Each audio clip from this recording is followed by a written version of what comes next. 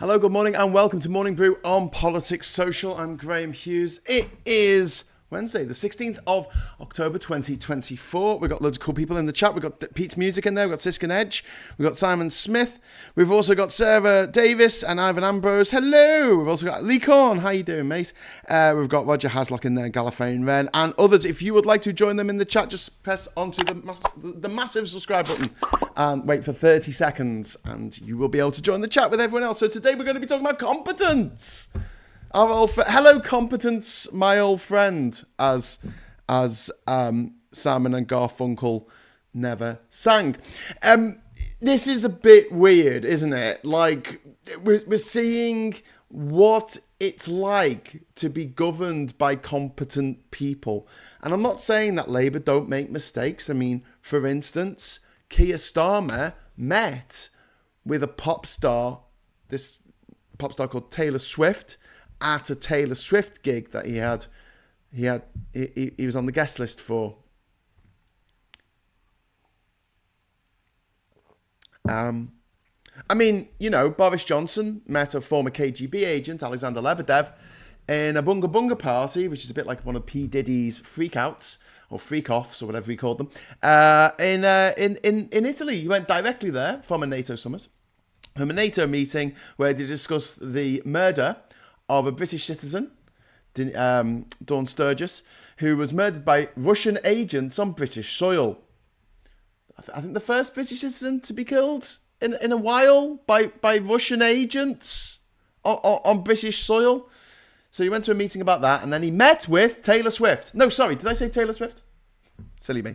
I meant Alexander Lebedev, former KGB agent, former SFB agent, probably still an FSB agent, a man sanctioned by the Canadian government as being part of the FSB, which is the new KGB. Anyway, let's talk about competence for a moment. So the inflation rate for September is insanely low. It is 1.7%, which is lower than the target of the Bank of England, which is 2%, and it's the lowest that inflation has been for quite a while, since 2021. So the peak of COVID.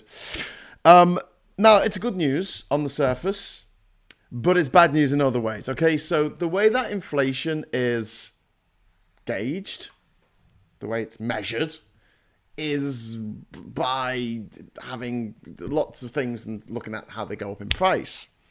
So what can happen, and what's happened in this case, is that the cost of flights and petrol has gone down, and that's driven down overall inflation. However, at the same time, the cost of things like food has gone up.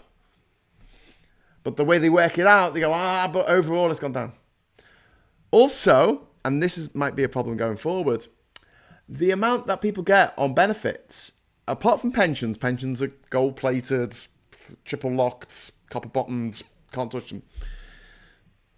But everyone else, it goes up each year based on the inflation rate in September. not throughout the year, just in September. I know that seems like a crazy metric to use, but I will stress this is up to the government's discretion. They don't have to stick to this rule. We'll see. We'll see what happens in the budget, but I'm hoping that they will actually make a point of saying, no, we're not actually going to make it go up by just 1.7%, because that just happened to be the freak amount that it was in September. It is likely to go up. So, I'm not here to go and blow smoke up your arse and go, yeah, Labour are doing really, really well. I mean, some of this is coincidence, some of this is luck, but some of it is just good governance and getting people to feel a bit more secure about the future of the UK, and therefore investing in the UK, which we'll come on to in a moment. But first, we have the first super chat of the morning. Thank you so much, Puninator. Graham, I likely won't be able to join Geo later, but we'll watch on repeat. Here's my urgent question for one Ollie. Where's the bowler hat man? I had a quick chat with Ollie Bowler Hat Man yesterday. I was on the way back here, my friend's flat in London, on the train, and I'm like, so are we doing Geoscope tonight? And he's like, oh, I thought you were in London. I'm like, I am. I brought my kit with me. And he's like, oh, shit. Sorry, Graham. So it's all Ollie's fault. Hi, Ollie. So we're doing it today at 6 o'clock instead of the intersection, which we're postponing for a week, if that's all right. Sorry. I'm sorry to mess you around, but yeah, we will be seeing some of our friends on this channel other than me. And also, in about a week and a half's time, we'll be having Zoe Gardner here on the channel talking about, on the show, How We Fix Britain, and we'll be talking about immigration. So that should be interesting. So look out for that in a week and a half's time. Sarah Davis, if by Starmer meeting with Swift improves the music industry and increases the chances of other international artists to come and bring the money with them, that's a good thing. Yes, Sarah, and absolutely. And you know, the newspapers are trying to make something about the fact that Taylor Swift had the police escort. And I'm like, yeah, there was a credible terrorist threat just a few days before she played in London, where the gigs actually had to be cancelled. You know, the people were planning to blow stuff up at a Taylor Swift gig. Yes, she should have police escort. Why would she not? I mean, like, that should just be something that we give to anyone who's coming to this country and performing and bringing millions, possibly billions, extra revenue to our country. Yeah, I do think that's something that we should do. I don't think we should allow billionaires to do whatever they want unregulated, generally speaking. But if they're going to be performing in London and everyone knows they're going to be in London at a particular venue at a particular time, yes, it makes sense to have police protection, especially when there's credible threats being made. Don't forget the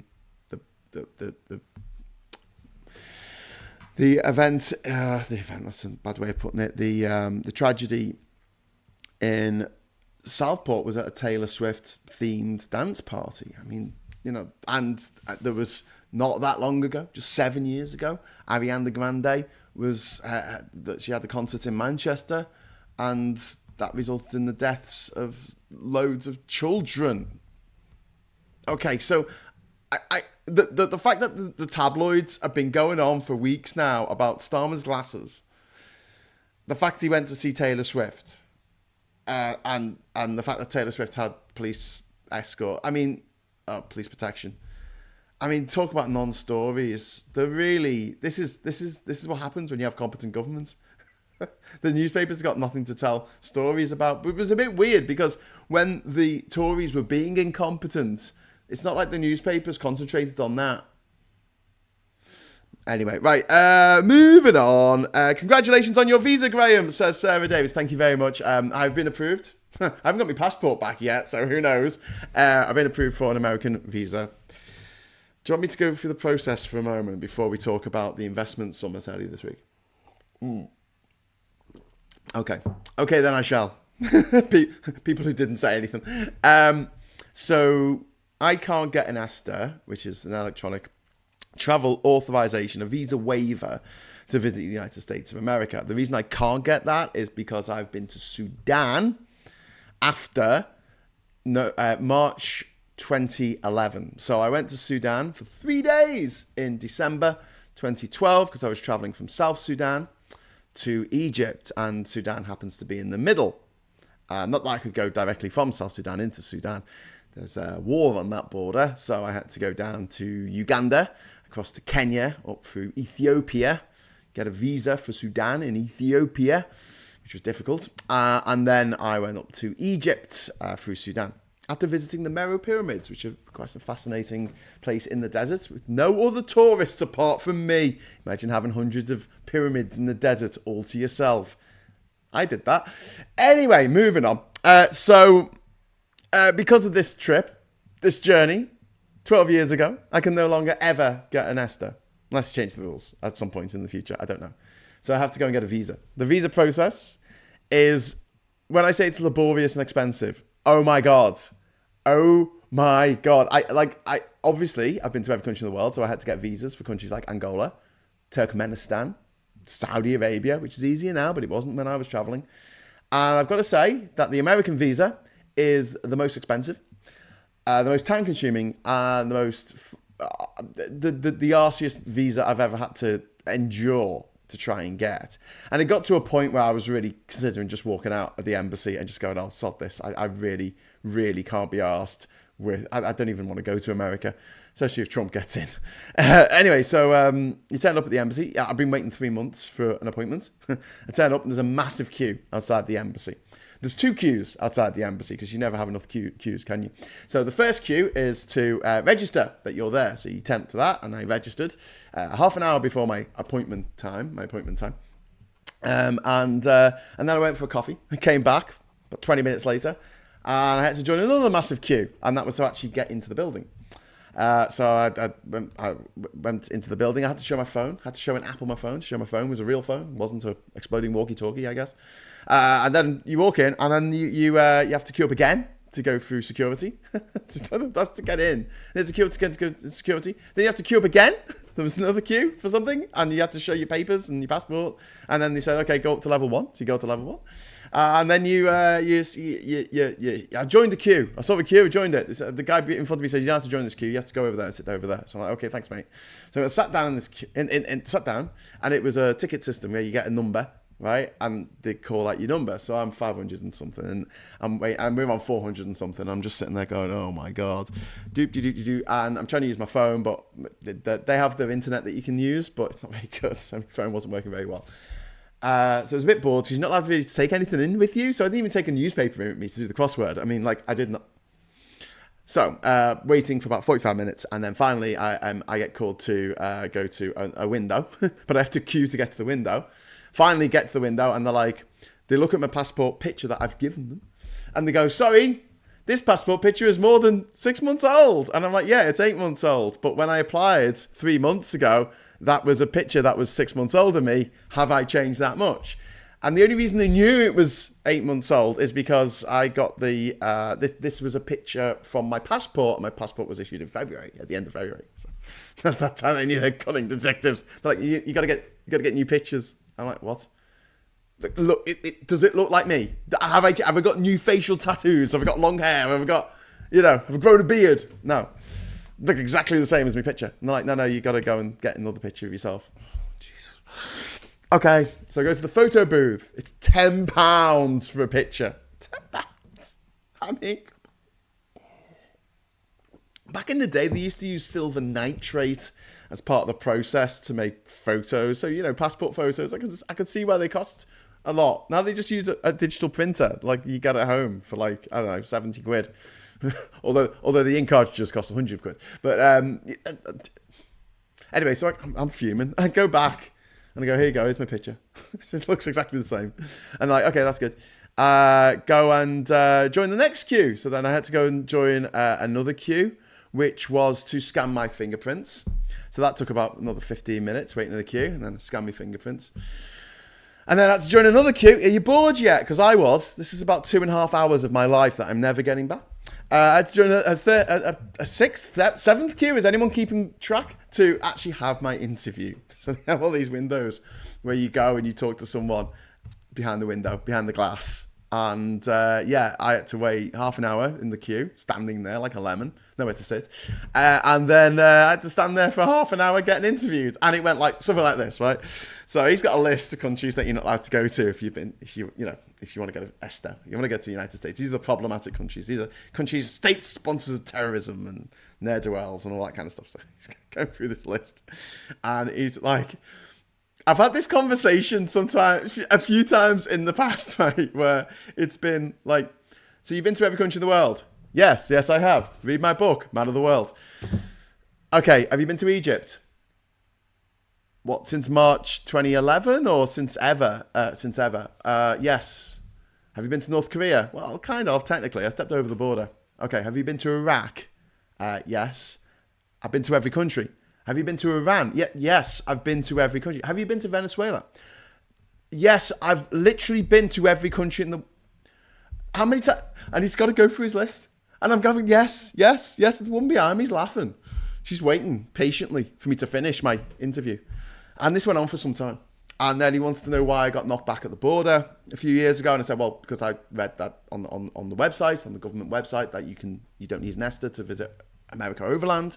So I did that, thinking I could get an interview on the border, but they decided that that's not something that you can do, and apparently in the small print, when you get rejected from your ESTA, it's in the small print. I was told that it was in the email that you get, but you don't get an email when you get rejected from an ESTA. Well, you didn't back then. You just got a link to the site that said she'd been rejected. Anyway, I was too busy trying to organise a new flight to get home urgently because I couldn't fly via America. But yeah, and so he went off. He went off and had a chat with somebody else. He turned his microphone off. He's just standing there. I'm just going, oh my God, I don't even want this. I don't even want to go to America. It's a very silly place. Anyway, in the end, he came back and he went, okay, you're all good. And I'm like, okay, what? And he's like, okay, you get your passport back in 7 days. I'm like, okay, did I get the visa? And he's like, yeah, visa's been approved. And I'm like, oh, okay, thanks. And I left. Anyway, that was a fun story. A bit of a tangent there. Graham Hughes' wild tangents. Talking of tangents, here's Ivan Ambrose. Thank you very much. Did anyone else see former Health Secretary Victoria Atkins's reprehensible behaviour again in the House of Commons yesterday? No, I didn't, Ivan, but I saw what Kemi Badenoch said about autistic people. I mean, what? Like, seriously, this woman wants to be the Prime Minister of the United Kingdom. She wants to be the Prime Minister. Like, she might be the leader of the Tory party. I mean, she's going to lead them down a well of nothingness. But, I mean, just what a horrible woman. What a really, really horrible woman. Anyway, let's talk about this business investment. Politics. It's not the interviewer's fault. They've got to do it or they lose their job, says Nova. Oh, no. I that's why I was saying, like, I kind of got it. He had his questions that he had to ask. And it was a bit like... Yes. And he was like, "Why did you go to every country in the world?" I said, "Well, I raised money for charity, and I wanted to set a Guinness World Record." And he went, "Did you?" And I was like, "Yeah, I did. I did set a Guinness World Record. I'm in the Guinness Book of Records, 2016." Yeah, and thanks for giving me loads more reasons to never ever want to go to the US. Well, the reason why I've made, I'm trying to explain to people like just how expensive this was. So it was £155 for the visa. It's £27 to get it posted to your house rather than get posted to Manchester. You have to go to London. So if you don't live in London, that's a bit of a ball ache. So that's got to be 80 quid each way on the train, unless you get the megabus. And then you got to stay the night before because they only do these interviews in the morning. I think they could get through a lot more of them if they did them all day. It wouldn't be such a backlog. But yeah, they only do them in the morning. So you got to be in London in the morning. And if you live in Durham, you can't trust the train to get you into London on time. You got a 10 o'clock meeting. You're going to trust the trains, are you? God luck with that. And then you got accommodation. Obviously, I'm staying at a mate's house, but normally accommodation in London is at least £100 a night, even if you're staying somewhere quite grotty. Then you've got transportation around London. You've got to get food while you're here, which does help. The costs all mount up. And I think if I was staying in a hotel, it would be about 500 quid. 500 quid to get a visa in all, for the whole process. On top of that, I tapped out with the wrong credit card yesterday. I've got a credit card and a debit card, and I went into the underground on my credit card, and I tapped out on my debit card and went, oh, shit, because they look very similar. Thanks, HSBC. So I said to the woman who was standing there, I went, oh, just tap the wrong card. She said, oh, we'll tap the right one. And then you've got to reclaim it. But I bet there's an admin fee. I bet you there is an admin fee. So I won't get my entire £9.90 back. But the point is this. In the movie Demolition Man, you get a fine out the wall every time you swear. That prediction of the future was horrifically accurate. Because although you don't get a fine for swearing, we do have objects in rooms, listening to us all the time. Alexa, how are you today? Tra-la-la. I'm feeling very tuneful and also a bit starstruck. Just ask me to sing my duet with Ed Sheeran. I'd rather die. Oh my God, she's asking to sing a duet. Anyway, and also, if you make a single mistake, you get a fine. It's not like a ticket that comes out the wall because they don't need to do that. They've got CCTV, they've got everything monitoring you. And if you make one honest mistake, sitting in the wrong seat, getting on the wrong train, sitting on the wrong part of the train, there's all these different train companies to choose from. And if you get on the wrong one, but you can't... You go in the wrong lane in a city you've never been in before. You literally go in the wrong lane and you're like, oh shit, and you go back into the right lane. Nope, £50 fine. Sorry, you went in the wrong lane. The cars are all moving ahead of you and you enter the box junction because it looks like the cars are moving ahead of you and then the cars all stop before you get out of the box junction, you are like, yeah, but fine. You park in the wrong place, fine, because the parking regulations are mad. You go into a car park, you realise that the card machine doesn't work properly, and you've got to use coins. So you go into the shop to get some change, and then by the time you get back, you're like, I can't even do this anymore. I'm going to miss my meeting. I'm going to have to park somewhere else. You go out of the car park, but you were there for 6 minutes, and you're only allowed to be there for 5 minutes. But you'll have a fine for that. Really pisses me off. You can't make an honest mistake without it costing you money in this country anymore. Anyway, miss a payment. See how much that costs. How about a post visa application beer? Well, a half, says Paul Ewan. That would have been nice yesterday, but after my visa appointment, I met up with my friend Lindsay. Thank you very much for the super chat. Who is 8 months pregnant? So it wasn't really appropriate for us to go out for a celebratory drink. Although we did go out for a celebratory coffee, which was nice. But thanks for that. Tomorrow I'll be in London in the afternoon. So if anyone wants to meet up, just give us a shout if you've got my number, or you can get me through grahamdavidhughes.com on the contact thing at the bottom of the page. I'm going to be knocking around in the afternoon, probably going to see some museums. I don't know, whatever you can do in London for free. Well, I kick my heels waiting to go and see the new As If Cappadia film. That's not how you pronounce it, is it? It's Cappadia. No, I don't know. I'm going to say Cappadia. Which is called 2075. It's got Samantha Morton in it.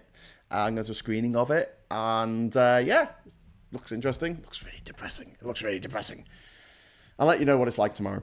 Ivan, thank you very much. The speaker had to have a reprimand her again. Sorry, the speaker had to reprimand her again. As for Badenoch, I'm fuming. I'm not surprised, mate. And Tim Ballum asks me, have you seen the Gibraltar flight story? No, my friend, I haven't. Tell me more. Tell me. You don't have to super chat. Just thank you very much for super chats, by the way. But yeah, tell me more, Tim. I'm assuming this is something to do with the fact that the airport is that the de facto border going into Gibraltar now, and it's all gone a bit weird because of Brexit. Wouldn't surprise me. Natural History Museum is always worth a visit. Yes, indeed. Okay, I'll say that.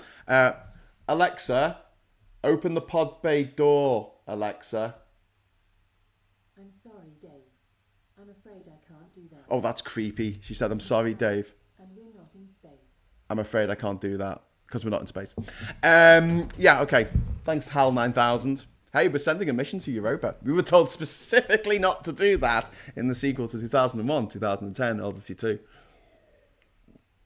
Attempt no landing there.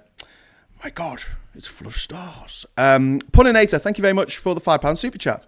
Never planned on going to America, not until they control their guns at least, but at least your story about the visa is tempting. I do love a queue. Well, yeah, I mean, if you like queuing. It's weird because the area around the American embassy, sorry, this has turned into like Graham's visa story, hasn't it, rather than Morning Brew. But the area around, it's as though it's been like homegrown to keep the Americans happy. So it's all these like soulless buildings that are very tall. And there's no soul to it. Do you know what I mean? It's just dumped there. There's nothing organic about it. It's all micromanaged. It's not like a community that grew up around the old warehouses or, you know, a settlement by the river or whatever it used to be. It's very much grid, plan, tower, next tower, glass tower, everything's a glass tower. The actual US Embassy is a really incredibly ugly looking building. It's like a Rubik's Cube covered in vaginas. And yeah, well, there you go. It's what they wanted for some reason. But I was thinking the other day about New York and about how crap the streets are in New York. Like, they had this opportunity to name like hundreds of streets, literally hundreds of streets. We needed the names for them. And instead of coming up with interesting names that had some kind of geographical link or historical link to America, they called it First Street, Second Street, Third Street, Fourth Street, and the avenues going up. First Avenue, Second Avenue. Really? That's what you're going with? You can call it anything. My stepdaughter likes to give her cuddly toys names. She's got like 100 cuddly toys, and each of them's got a freaking name. She's a little kid. Do you know what I mean? Like, why would you not name those streets? Why would you? Unless the robots took over. The robots have been in charge. That's the only way that makes sense, that you have this grid pattern with numbered streets. It's so inhuman. Not inhumane, but inhuman. It's not like organic. It's not biological. It's got nothing to do with the place, the time, history, geography, anything. It's just a grid with numbers. Like what AI would do. Like what a robot would do.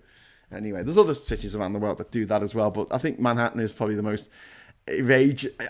outrageous one. You know, with the park in the middle for the humans to go. You know, not little green spaces dotted around the place like you've got in an organic city like London or Paris or Rome. No. We're not going to do that. It's just all built up, apart from a little segment in the middle for the little squishy humans to live.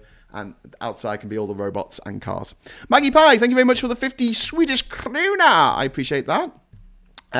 Why are we still shocked by what Badenoch says? We already know that she's absolutely horrible. I wish she came with a human volume knob. Yeah. Nick says, where's Obi-Wan streeting on single market? People have moved on. The country's moved on. The EU's moved on. No, they haven't. Brexit was a massive self-harming con. You don't move on from that. I know, but I was going to talk about the investment summit very quickly. They managed to get about twice as much as the Tories got in their last investment summit, and Labour are trumpeting this as part of their thing, where they've got people to have confidence in Britain again, which to some extent they have. You know, that we're pretty certain, all being well, despite forces, outside forces, all being well, Starmer should be in the Prime Minister for at least the next 5 years. Right? And that's a nice bit of stability, especially coming off the back of 5 prime ministers in quick succession from the Tory party. I mean, 2016, dickhead Cameron, then you had dickhead May for a couple of years, then you had dickhead Boris Johnson for a couple of years, then you had bloody Liz Truss for a couple of weeks, and then you had Rishi Sunak for a year and a half. Okay. Woo! Not great.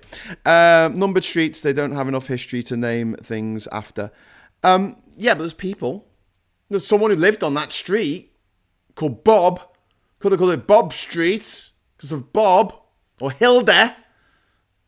It's Hilda Street. The saints to name people. I suppose maybe they couldn't name the streets after saints because the separation of church and state. You know, the one that means that all schools in Oklahoma have to have multiple copies of Trump's Bible. Yeah, that one. Nick says there needs to be an ongoing recognition that the severe travel restrictions now affecting Brits in Europe are being unnecessary, continued by Starmer's red lines. Main obstacle to single market European expansion, EU, what's that? Is the UK government. I agree to an extent. And also, you brought me back to the point I was going to make about the visa. At the moment, we do not need a visa to visit Europe, to visit our own continent, the rest of our continent that isn't the UK and Ireland, which has a common travel area. From next year, you're going to need a visa, peeps. You're going to need a visa. And obviously, most people will be covered by having a visa waiver. So that's nice. A visa waiver. Cool. We can waive it. It costs €7 each, I think, for each family member. Because you've got to get it for the kids as well.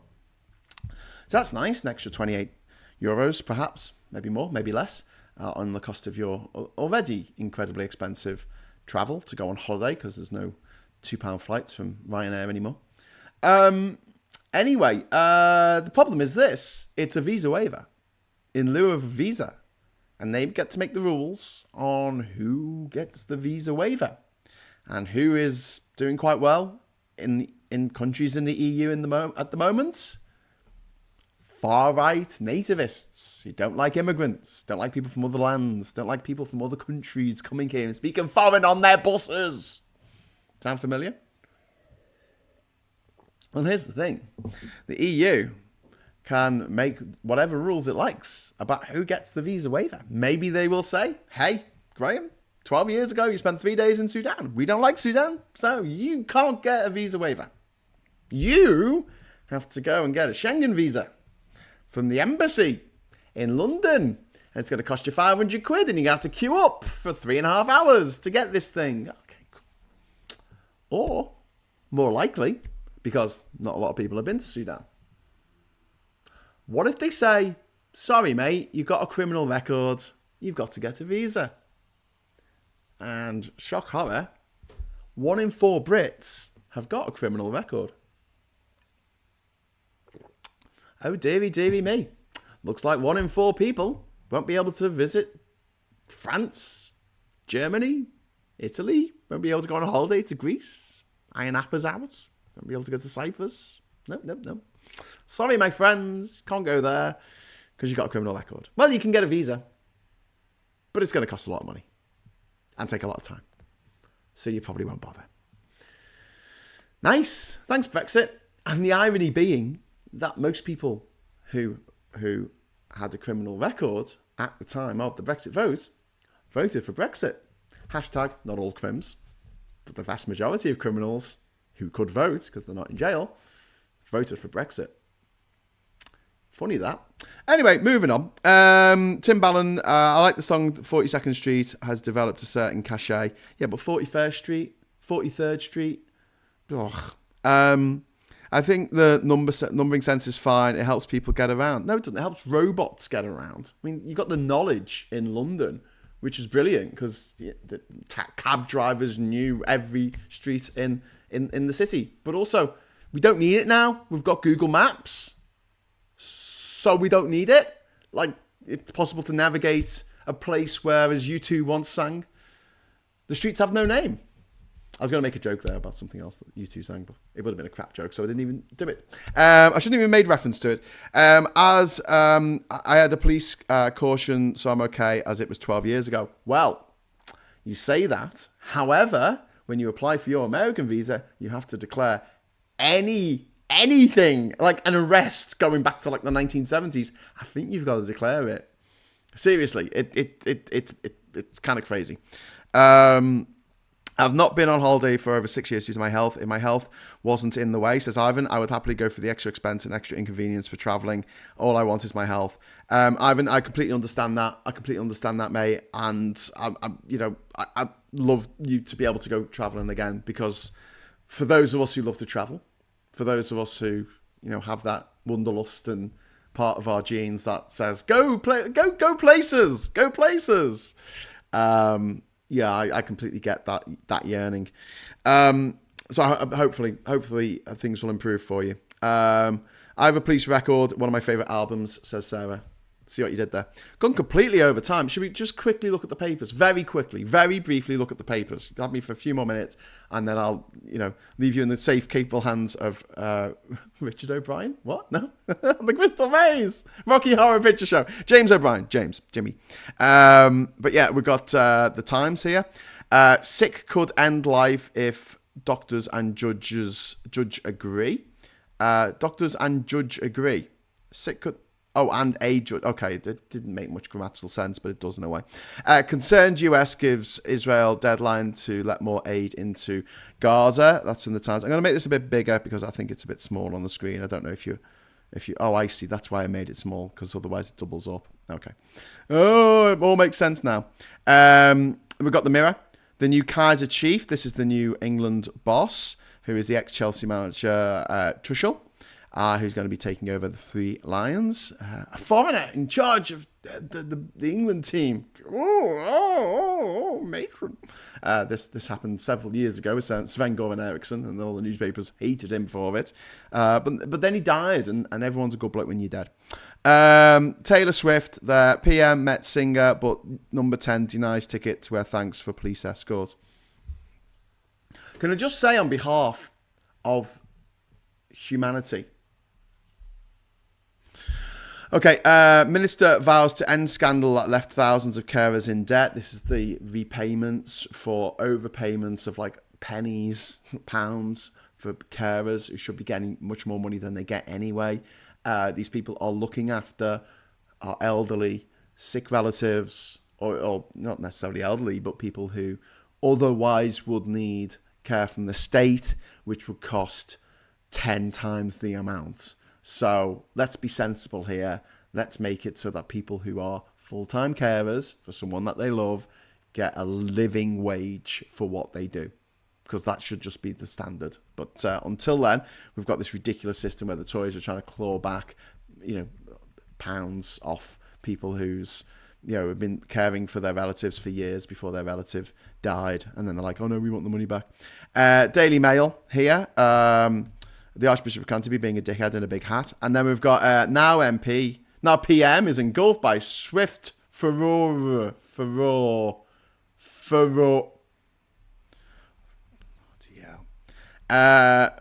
Football legend cheated at world's toughest puzzle to con unsuspecting teammates. My Daily Star crossword shame is the front cover of the Star newspaper there. Daily Express is running with time is running out. I need your help to change cruel law, about the assisted dying law. Northern Ireland tax hike on businesses will hit workers, Reeves told. And then we've got in the England pick there with his Stein, because he's German, you see, he's Stein. He also seems to have an erection for some reason. Reeves' U-turn on the dangers of Northern Ireland. Why am I saying Northern Ireland? Oh my God. I didn't get enough sleep last night. National Insurance. Quick, rewind the tape, scrub that, pretend you never... Jesus Christ, that's embarrassing. Well, not as embarrassing as being something. National insurance tax hike on businesses will hit workers, Reeves told. So I should actually read the headline, read more than the headlines when I'm going through these papers. Reeves' U-turn on dangers of national insurance rise. Talking about whether she's going to put national insurance up or not. Increase national insurance and take on unions. What's this? Previously controlled. Piss off.